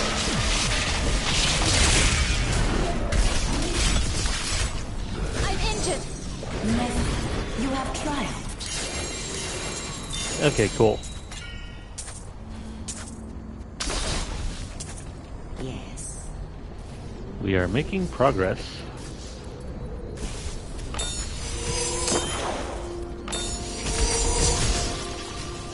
Oh, where the heck do these things come from? I may be able to help you.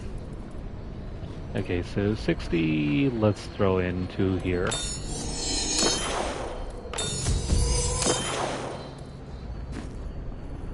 I am Okay, returning to so town.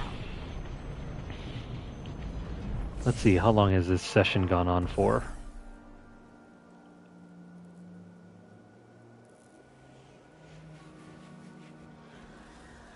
About 2 hours, okay. Well done. Didn't think I could get any better. I think that's good enough for now. Made a lot of progress.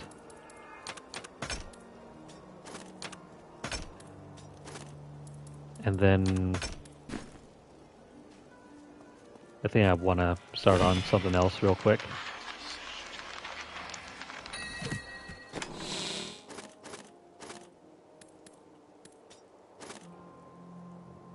All right.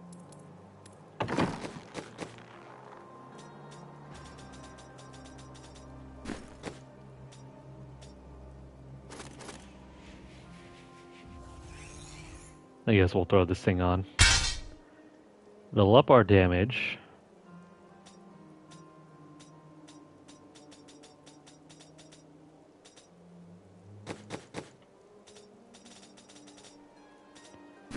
Nothing else here.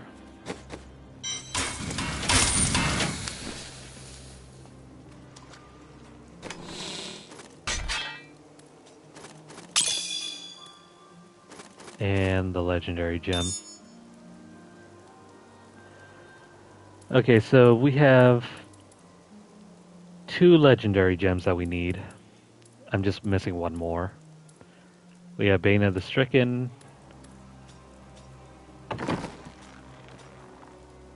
This one over here, Bane of the Trapped. And we need Esoteric Alteration. Well, because we're missing that one, we're just going to use Legacy of Dreams as a substitute for our armor set. I forgot. I need to throw these things in.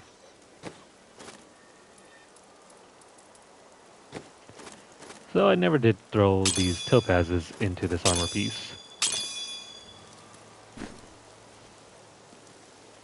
Okay, so Don't be shy. with that, we need the weapon. I think what we need is a 2-hander.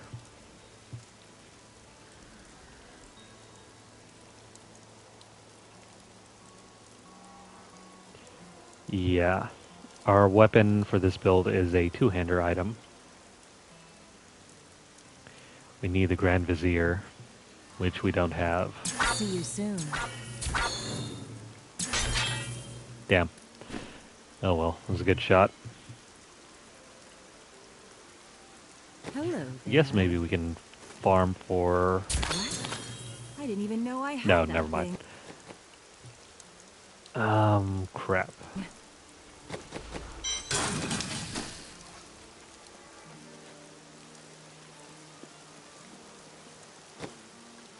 Alright, good enough. Alright, so I think this is where we're going to leave. Wow. The cosmetics here. I think this is where we're going to leave this session for now. What we have completed during this one, well, we did kill off 2 bosses. I think next time when I drop back in, I'll probably go for a commentary-less run. Like, I'm just going to throw on some music and run through some bounty rewards.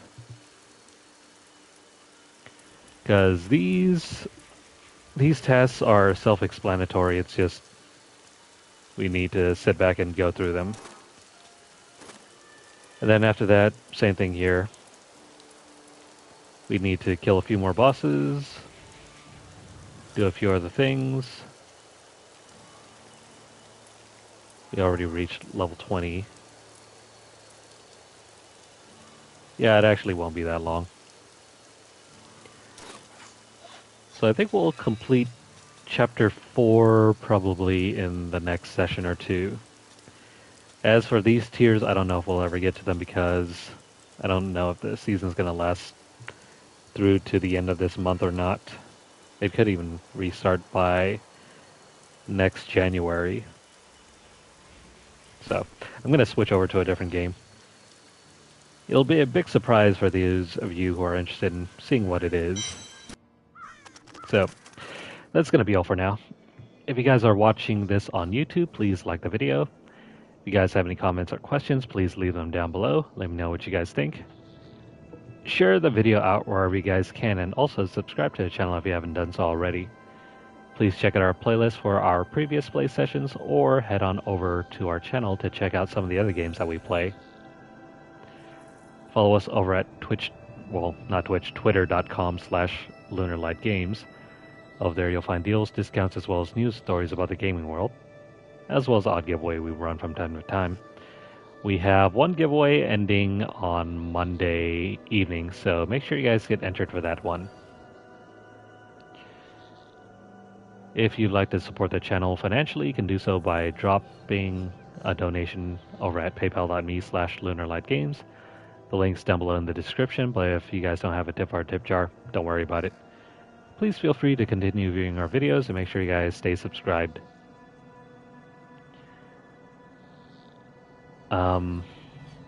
This time, please follow us at twitch.tv/lunarlightgames, and also hit the notification bell across all of our platforms to get updates as soon as they're made available. And also to catch whenever we go live as well. I'm kind of blanking out here. It's kind of late, but I want to switch over to a different game. So stick around if you guys are interested in seeing that. If not, we'll see you guys again next time. For now, take care and have a great weekend.